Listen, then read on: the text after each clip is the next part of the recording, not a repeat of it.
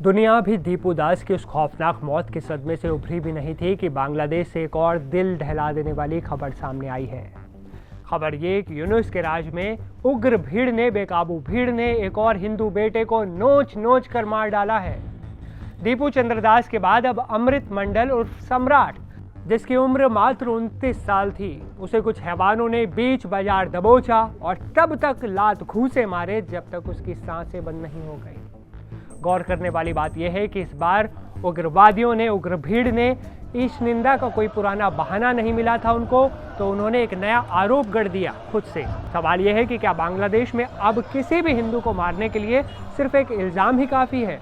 क्या वहाँ कानून का राज पूरी तरह खत्म हो चुका है? और सबसे बड़ा सवाल यह है कि आखिर कब तक अल्पसंख्यकों के खून से वहाँ की सड़कें लाल होती रहेंगी? कब तक हिंदू मरते रहेंगे?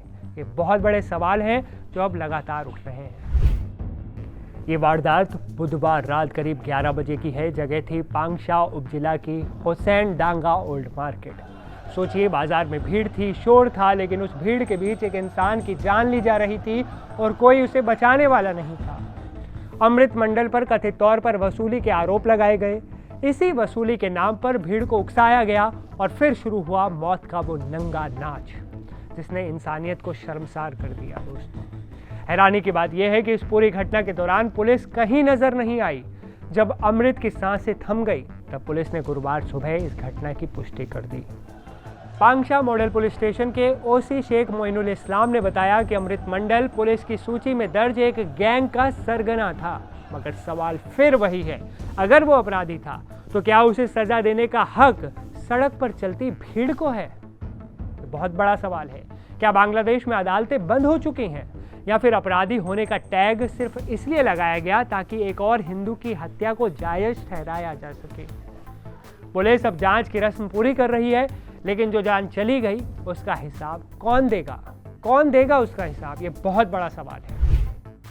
बांग्लादेश में दीपू चंद्रदास की हत्या के बाद से ही लगातार ये खबरें आ रही थी कि हिंदुओं पर हमले रुकने का नाम नहीं ले रहे। कट्टरपंथी अब नए नए तरीके अपना रहे हैं। लेकिन इन सब के बीच अंतरिम प्रमुख मोहम्मद यूनुस के कान पर जूं तक नहीं रेंग रही। ना तो उनके किसी सोशल मीडिया पोस्ट में और ना ही किसी बयान में इन पीड़ित हिंदुओं के लिए कोई जगह है। ये चुप्पी ही उग्रवादियों के हौसले बुलंद कर रही है। जब देश का मुखिया ही दंगाइयों की हरकतों पर आंखें मूंद लेगा तो फिर अमृत मंडल जैसे और दीपू चंद्रदास जैसे नौजवानों का लिंचिंग होना, उनकी लिंचिंग होना कोई हैरानी की बात नहीं रह जाती। दोस्तों, आज बांग्लादेश उस मुकाम पर खड़ा है जहां अल्पसंख्यकों के लिए हर दिन एक नई जंग है। इस निंदा से लेकर वसूली तक हर बहाना सिर्फ एक ही मकसद की तरफ जाता है, और वो है हत्या, हत्या, हत्या। पुलिस आती है, लाश उठाती है और मामला जांच की फाइलों में कहीं दब जाता है, दबा दिया जाता है, ये भी आप कह सकते हैं। इलाके में तनाव का माहौल है, लोग डरे हुए हैं और दुनिया देख रही है कि कैसे एक पूरा देश कट्टरपंथ की आग में झोंका जा रहा है। सवाल ये है कि क्या अंतर्राष्ट्रीय समुदाय अब भी खामोश रहेगा, या फिर बांग्लादेश के इन बेगुनाह बेटों की चीखें कभी सुनी जाएंगी? दोस्तों, ये आवाज़ उठाने का वक्त है, ये सवाल पूछने का वक्त है। इसलिए इस वीडियो पर, इस खबर पर आपकी क्या राय है, ज़रूर बताइएगा।